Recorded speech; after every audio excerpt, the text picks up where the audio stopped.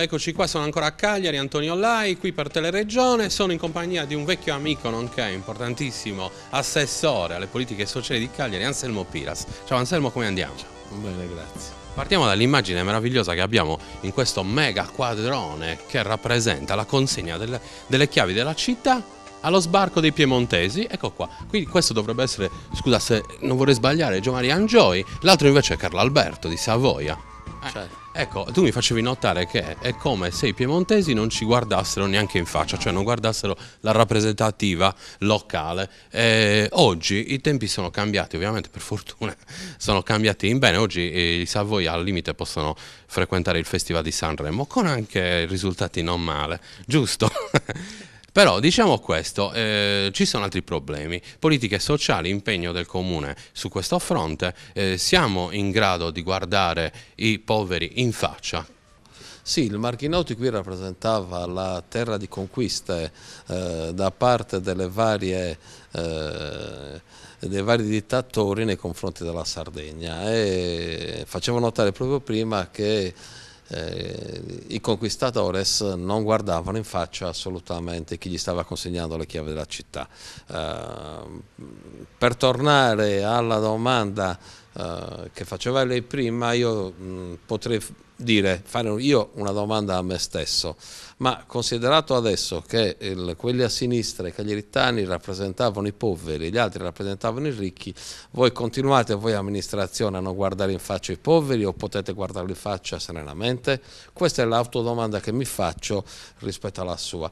C'è un paradosso: se noi guardiamo il Sole 24 Ore, che di certo non è di centrodestra, ha dichiarato che ha attestato che i redditi più alti sono della Sardegna, sono nella provincia di Cagliari, e anche una delle più alte d'Italia.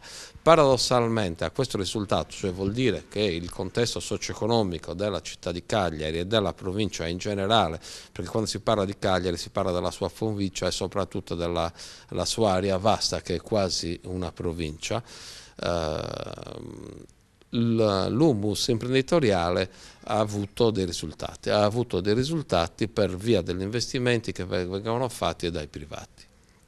Noi abbiamo passato 5 anni da parte dell'amministrazione regionale a non avere assolutamente dei riscontri diretti con l'amministrazione comunale, perché era un'amministrazione avversa.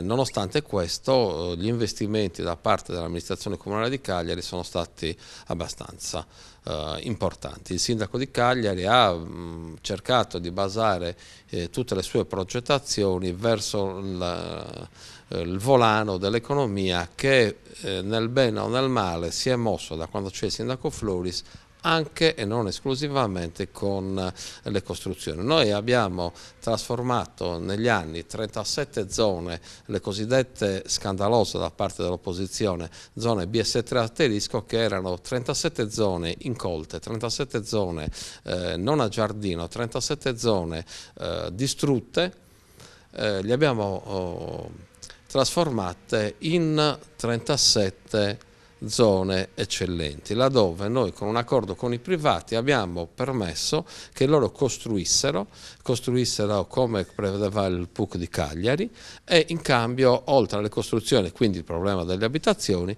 ci fosse di rimando un risanamento ambientale e anche soprattutto delle zone verdi da utilizzare da parte dei cittadini. Ecco, quel piccolo contributo che ha dato il sindaco di Cagliari, la sua giunta, il suo consiglio, con le BS3 asterisco, sono un esempio di piccola economia che si muove grazie all'amministrazione comunale. Assieme a questa azione ce ne sono tante altre. Per tornare, e questo è il paradosso, che Cagliari e la provincia di Cagliari hanno un reddito molto alto. Proprio per questo motivo qua, moltissime persone che hanno delle problematiche economiche in tutta la Sardegna approda a Cagliari, e la maggior parte di queste persone sono delle persone disperate.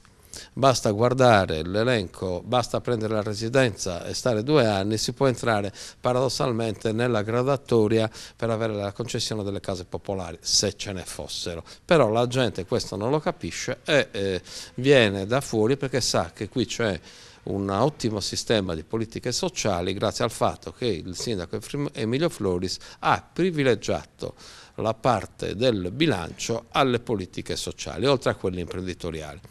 Faccio un piccolo esempio: noi abbiamo avuto l'anno scorso un bilancio attestato di 37 milioni di euro, che non mi sembra poco per un bilancio di politiche sociali. Uno, ripeto, io sono anche nell'ANCI, quindi ho dei dati particolari e precisi. Uno dei maggiori investimenti in proporzione alla popolazione, uno dei maggiori investimenti da parte della popolazione sui bilanci di tutta Italia. Noi abbiamo la possibilità, anzi il dispiacere, perché non è un piacere dover vedere le persone in difficoltà, meno ne vediamo meglio è. Noi abbiamo la possibilità di guardare in faccia, negli occhi queste persone, perché abbiamo la coscienza a posto. Il problema non è che risolviamo tutti i problemi in assoluto, però i nostri investimenti sono tali per cui possiamo dire che la nostra politica allieva le sofferenze di molte famiglie, allieva le sofferenze di molti ragazzi, di molti anziani e della famiglia in generale. Ecco, Anselmo, io continuo a darti del tu perché sarebbe assurdo nascondere la nostra amicizia. La politica ad uso e consumo del cittadino normale, il cittadino di tutti i giorni. Voi avete deciso di investire molto in qualità della vita, in cultura. Ogni sabato mi chiami e dici devi venire perché abbiamo questa iniziativa meravigliosa. Per esempio, apprezzatissima l'iniziativa dell'assistenza domiciliare. Adesso correggimi se sbaglio e via dicendo. Questo qui crea un indotto, come dicevi tu, la riqualificazione delle aree pseudo-urbane e via dicendo. Però i problemi reali, quelli di tutti i giorni, quelli per esempio di quelli che hanno la tenda qua davanti, e sospendo il coso, una parola anche per loro, perché ogni volta poi immagini mi fermano, dicono parlane, parlane, bisogna fare anche quello. Ovviamente si ha un risultato in questo senso. Io sentivo parlarne molto bene prima, cioè si riesce, si incomincia ad avere un risultato anche in questo senso, soprattutto curando la fascia culturale, la fascia dell'organizzazione, della qualità della vita. Sì, devo dire che innanzitutto ringraziamo Teleregione e il suo direttore che si sta interessando anche delle problematiche di Cagliari. È una TV che noi prendiamo a pieno e quindi invito il suo carismatico direttore a investire anche su Cagliari Capitale, perché noi vediamo però da buoni cagliaritani prendiamo benissimo il segnale, poi succede che mi vedo soprattutto le informazioni del nord precise e puntuali, però dopo 5 minuti sì, mi interessa anche quello che succede al nord, però zippo e vado su un'altra emittente, magari trovo te nell'altra emittente, vabbè, però e ti fermi volentieri. E mi fermo volentieri anche per via della simpatia. Una curiosità, Teleregione c'era il canale numero? Te lo ricordi? Il mio sicuramente dopo. No, sicuramente io ce l'ho dopo il 9. Dopo il 9. Dopo il 9 di sicuro, non mi chiedetemi, io so che Teleregione ha il canale 19 loro, lo so perché poi esce sotto e si vede, e l'informazione è precisa e puntuale, però al di là di questo poi ognuno di noi si rimette a secondo delle proprie esigenze. Andiamo quasi a memoria, voglio dire. È vero. Parliamo di questi signori di qui sotto. Sì. Cagliari è stata la città che nel momento in cui si è potuto stabilizzare per via di una legge nazionale questi signori e poi successivamente regionale, ha stabilizzato oltre 100 precari. Questi signori non sono rientrati, sono circa 130 precari che abbiamo stabilizzato. Questi signori non sono rientrati non perché noi non abbiamo voluto stabilizzarli, questi signori non sono rientrati molto semplicemente perché non sussistevano le condizioni giuridiche, perché la legge era specifica che diceva che se questi signori avevano lavorato 3 anni negli ultimi 5 anni si potevano stabilizzare. Questi signori magari possono aver lavorato anche 10 anni, 2 mesi oggi, il secondo anno 3 mesi, il terzo anno 4, però non raggiungevano quella che era il limite di legge e quindi non sono stati stabilizzati per questo. Non è assolutamente con le proteste che si possono modificare le norme, se no sarebbe molto ma molto semplice, non c'è nessuna volontà di non voler stabilizzare queste persone. Se per caso dovessero cambiare le norme, l'amministrazione comunale ha tutto l'interesse di stabilizzare queste persone, perché siccome hanno lavorato per il Comune di Cagliari per tanti anni, rispetto a uno che si approccia al lavoro per la prima volta, conoscono la macchina del Comune, quindi non c'è quell'avviamento tortuoso che avviene sempre con degli nuovi operai. Stiamo parlando soprattutto di questa fascia medio-bassa contrattualmente, che sono gli operai.